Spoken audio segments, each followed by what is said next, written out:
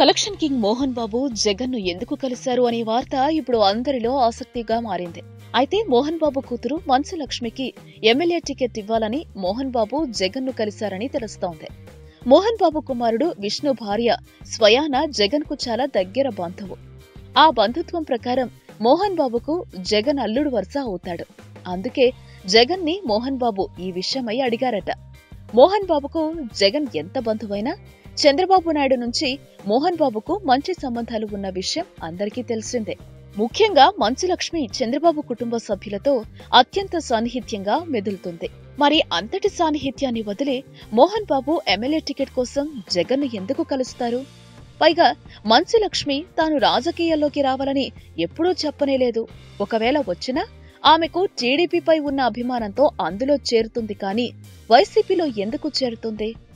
ఈ లెక్క ప్రకారం చూస్తే మంచు లక్ష్మికి ఎమ్మెల్యే టికెట్ కోసం జగన్ ను మోహన్ బాబు కలిశారనే వార్తలు కేవలం పుకార్లు అని అంటున్నారు.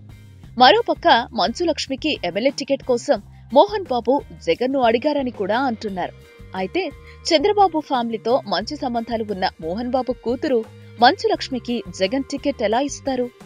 ఏదేమైనా ఇప్పుడు జగన్ మోహన్ బాబులకు సంబంధించిన ఈ వార్త సోషల్ మీడియాలో తెగ హల్చల్ చేస్తోంది.